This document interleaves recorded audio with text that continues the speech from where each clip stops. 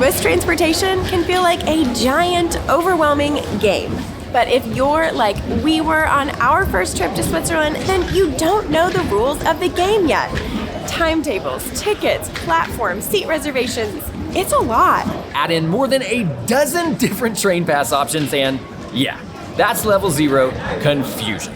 Don't worry, every traveler to Switzerland starts here, so welcome to the club. But before you waste your hard-earned money or derail your itinerary, use these Swiss transportation cheat codes to level up. Level 1 and your first upgrade out of Swiss transportation confusion is convenience, because convenience is how you escape confusion fast. For 95% of travelers, not buying a Swiss train pass is like throwing your money in the garbage. That's because train passes act as your ticket. So instead of buying one for each individual ride, they cover an entire zone, region, or even the whole country. They're often cheaper and they are definitely more convenient than having to buy individual tickets. Now, buying the right train pass or train passes is very important, and we'll cover that more later in level 4. You can buy your train pass when you arrive in Switzerland, but there's no need to wait. All of the major ones can be purchased online in advance, so they're active as soon as you set foot in the land of cheese and chocolate. If you want an easy way to support our small business so we can keep making videos like these, you can buy your passes using the links in the description below or in our free Swiss Train Pass checklist. Buy in advance, skip the lines, and hop straight onto your train when you arrive in Switzerland. Cheat code activated. But how will you know where to go? We've had nothing but good experiences when we ask for help at the train stations. But there's a much faster way to get answers, and that's with the SBB mobile app. This is the free national railway app for Switzerland, where you can search for timetables, navigate routes on all forms of public transport, buy tickets for yourself and your travel companions, follow live updates during your journey, see where the restaurant and kids' carriages are located, and a whole lot more like seat reservations and international tickets. Keep watching because levels 4 and 5 are going to give you so many reasons why the SBB app is like your secret weapon for Swiss transportation. But in order to do all of that with the SBB mobile app, you're gonna need cell phone data. Now, yes, you can just upgrade with your hometown carrier to cover your travels, but an eSIM is a much more affordable option.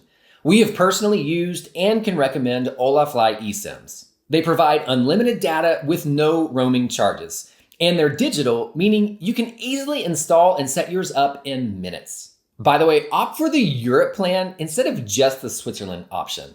We found that sometimes when you're near country borders, the eSIM actually thinks you're in the neighboring country. Both plans are the same exact price, so you might as well opt for the Europe one.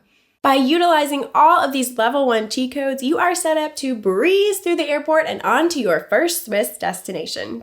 But there's one more cheat code in this level that could save you even more time, and that's to buy one or more of our Swiss travel guides. Each guide is built around a complete minute-by-minute itinerary and takes the guesswork out of choosing a train pass, knowing when and how to buy tickets, and when seat reservations are mandatory or just worthwhile. Plus exactly how to navigate from the mountains to the lakes to the cities and beyond. Think of us as your digital tour guides in your pocket thanks to our Swiss travel guides. With convenience mode unlocked, it's time to power up to level 2, confidence. Because knowing exactly what to expect once you enter the station will be a huge boost. It can feel extremely overwhelming to navigate the train stations in the big Swiss cities like Basel or Bern or Zurich. In fact, Zurich is the largest train station in Switzerland and one of the busiest in all of Europe. I mean, how on earth are you supposed to find your train when there are 50 possibilities of platforms and elevators and escalators and who knows what else? Well, here's the simplified answer. Pretend like it's an airport. When you enter a train station with your train pass or ticket in hand, or on your phone with the SBB app, find the screens and look for your travel time, destination, and platform number. Then, follow the signs to your platform, and once again, check the signs for the correct time and destination. Yes, train stations look different than airports, but you're really following the same simple navigation method. Okay, now you're standing on the platform and your train has arrived. You hop on board using the closest door, drop your bags, and take a seat, only to receive a generous fine and get kicked out by the ticket inspector because you accidentally sat in first class with a second class ticket. The class for each carriage is clearly marked on the outside of the train as well as on the inside. But our next cheat code shows you an even easier way. Wait in the correct platform sector instead of just boarding at the nearest doors. The platform signs show you a little train with the numbers 1 and 2 on it, indicating classes for each carriage. They also show a platform sector letter. So in this example, we'd want to wait in sector C for the second class carriage. This same info is also displayed on the SBB app. And a bonus cheat code is that you can actually use the handicap icon to locate the carriages with low floor boarding doors, which is really convenient with suitcases or baby strollers. When a train pulls into the station, the doors will sometimes open automatically. But if you're waiting to board or exit and the doors are closed, simply press the button that looks like this. Just never, ever, ever, say it again with me, never, ever, ever pull the thing that looks like this. That's the emergency brake. And yes, we have been on a train when it ground to a screeching halt and some poor tourist was fined hundreds of Swiss francs for accidentally pulling it. While we're on the topic, you'll usually need to request a stop on buses and trams. Sometimes they stop automatically at major points along their route, like train stations. Although it's best to just be in the habit of requesting a stop anyway. And once in a while, especially in really small villages, it might be necessary to request a stop on the train too. Usually, this will be indicated on the screens and on the platform. It is rare that you need to show your ticket before you board. This is usually only for mountain trains or cable cars, where you'll sometimes scan your ticket at a turnstile to enter. For everything else, simply hop on board, find a seat, and an attendant will come around later to check your tickets. It's usually a good idea to have your tickets and passes ready so that when they do come, you don't slow them down. Now, it is possible to ride the whole route and not have your tickets checked, and that's totally okay. It's all based on the honor system, so ticket inspections can be performed at any time, even by undercover ticket agents. So you always need a valid ticket or pass when you're riding public transportation in Switzerland, whether they're checked or not. As you can imagine, some routes are more complex than others. Some are direct, meaning you don't have to change trains along the way, while others require you to hop off one form of transport and board another, sometimes multiple times. So for this cheat code, use the SBB mobile app to check how many stops are included in your journey, indicated by these open white dots here. Changes are inevitable, but if you have the option, consider selecting the simplest route. For example, there are direct trains between Interlaken and the Zurich airport about 6 times per day with no changes, but other times have up to 3 changes. When you're trying to get somewhere as quickly as possible and you realize you only have 5 minutes to change trains, your natural response is probably, oh my gosh, is 5 minutes going to be enough time? That depends on your definition of plenty, but you can do it. Wait by the door so that when the train arrives in the station, you can exit as soon as the train stops. Then use the SBB app to efficiently navigate from the platform you arrived on to the next platform you need to reach.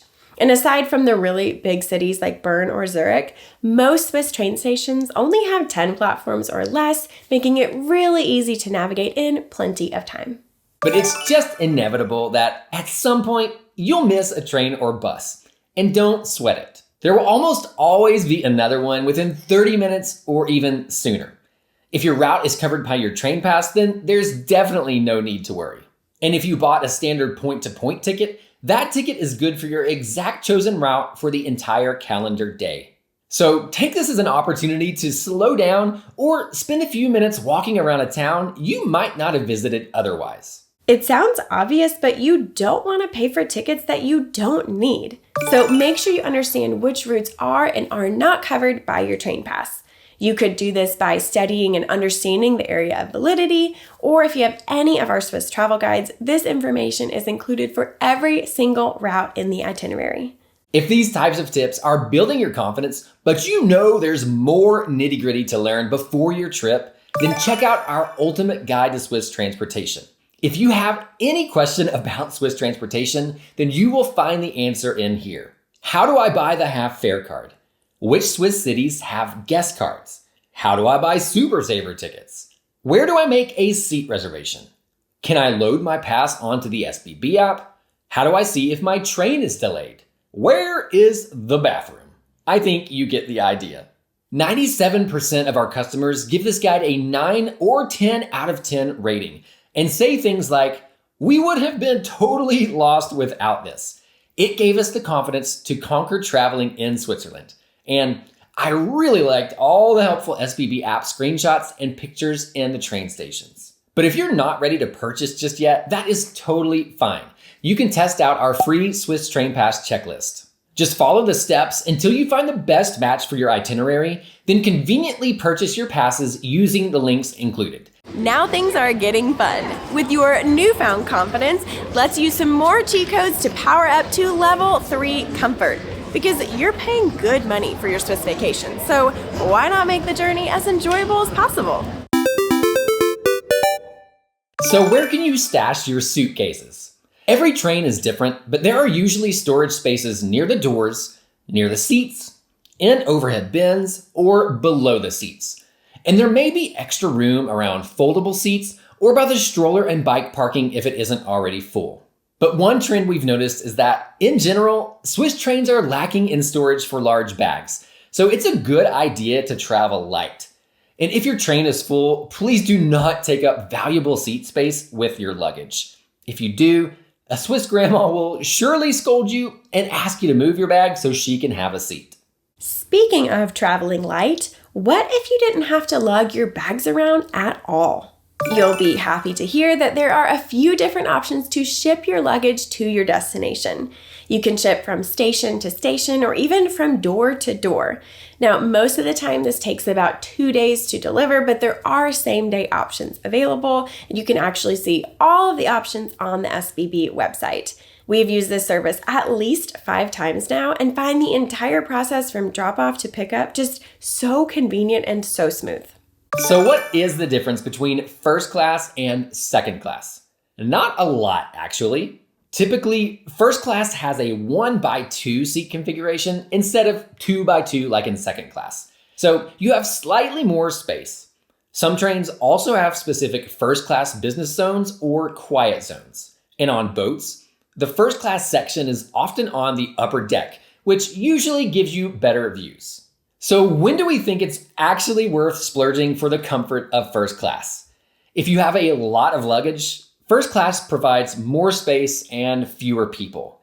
If your route is super busy, then buying a first class ticket usually means you're more likely to find an open seat. If you need to do some work or even take a nap, then you might prefer the business zones or quiet zones in first class.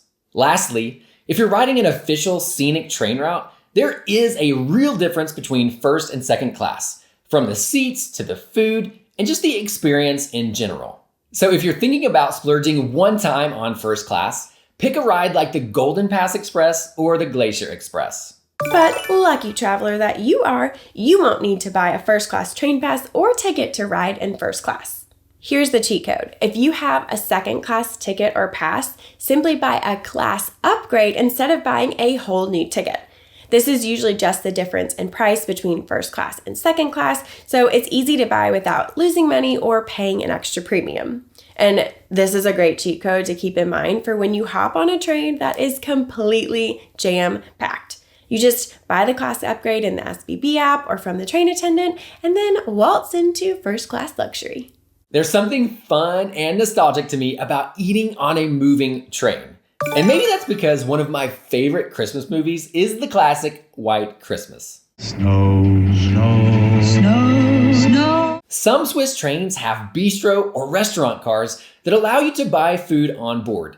And in many of those cases, you can either sit and eat in the restaurant or take the food back to your seat.